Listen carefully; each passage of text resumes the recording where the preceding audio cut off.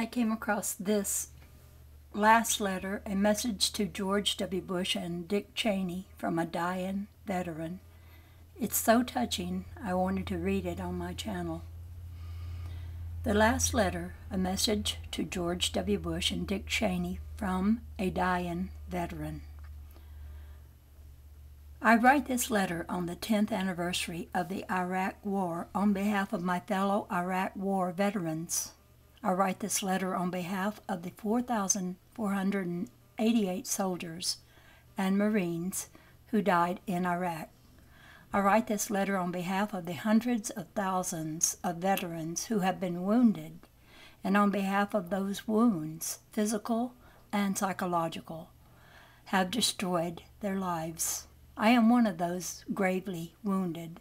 I was paralyzed in an insurgent ambush in 2004 in Sadr City. My life is coming to an end. I am living under hospice care. I write this letter on behalf of husbands and wives who have lost spouses, on behalf of children who have lost a parent, on behalf of the fathers and mothers who have lost sons and daughters, and on behalf of those who care for the many thousands of my fellow veterans who have brain injuries. I write this letter on behalf of those veterans whose trauma and self-revulsion for what they have witnessed, endured, and done in Iraq have led to suicide, and on behalf of the active duty soldiers and Marines who commit, on average, a suicide a day. I write this letter on behalf of the some 1 million Iraqi dead, and on behalf of the countless Iraqi wounded.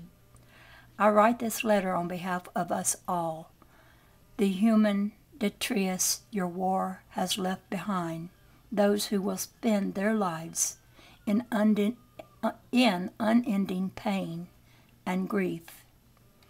You may evade justice, but in our eyes you are each guilty of egregious war crimes, of plunder, and finally of murder, including the murder of thousands of young Americans, my fellow veterans, whose future you stole. I write this letter, my last letter, to you, Mr. Bush and Mr. Cheney. I write not because I think you grasp the terrible human and moral consequences of your lies, manipulation, and thirst for wealth and power. I write this letter because before my own death, I want to make it clear that I and hundreds of thousands of my fellow veterans, along with millions of my fellow citizens, along with hundreds of millions more in Iraq and the Middle East, know fully who you are and what you have done. You may evade justice, but in our eyes you are each guilty of egregious war crimes, of plunder, and finally of murder, including the murder of thousands of young Americans, my fellow veterans, whose future you stole. Your positions of authority, your millions of dollars of personal wealth, your public relations consultants, your privilege and your power cannot mask the hollowness of your character. You sent us to fight and die in Iraq after you, Mr. Cheney, dodged the draft in Vietnam, and you, Mr. Bush, went AWOL from your National Guard unit. Your cowardice and selfishness were established decades ago. You were not willing to risk yourself for our nation, but you sent hundreds of thousands of young men and women to be sacrificed in a senseless war with no more thought than it takes to put out the garbage. I joined the Army 2 days after the 9/11 attack. I joined the Army because our country had been attacked. I wanted to strike back at those who had killed some 3,000 of my fellow citizens. I did not join the Army to go to Iraq, a country that had no part in the September 2001 attacks and did not pose a threat to its neighbors, much less to the United States. I did not join the Army to liberate Iraqis or to shut down mythical weapons of mass destruction facilities, or to implant what you cynically called democracy in Baghdad and the Middle East. I did not join the Army to rebuild Iraq, which at the time you told us could be paid for by Iraq's oil revenues. Instead, this war has cost the United States over $3 trillion. I especially did not join the Army to carry out preemptive war. Preemptive war is illegal under international law. And as a soldier in Iraq, I now know, abetting your idiocy and your crimes. The Iraq War is the largest strategic blunder in U.S. history. It obliterated the balance of power in the Middle East. It installed a corrupt and brutal pro-Iranian government in Baghdad, one cemented in power through the use of torture, death squads, and terror. And it has left Iran as the dominant force in the region.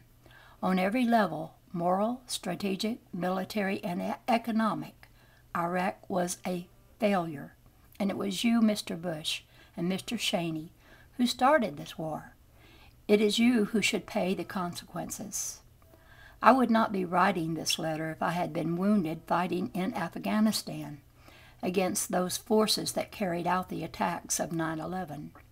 Had I been wounded there, I would still be miserable because of my physical deterioration and imminent death, but I would at least have the comfort of knowing that my injuries were a consequence of my own decision to defend the country I love. I would not have to lie in my bed, my body filled with painkillers, my life ebbing away, and deal with the fact that hundreds of thousands of human beings, including children, including myself, were sacrificed by you for little more than the greed of oil companies, or your alliance with the oil sheiks of Saudi Arabia, and your insane visions of empire.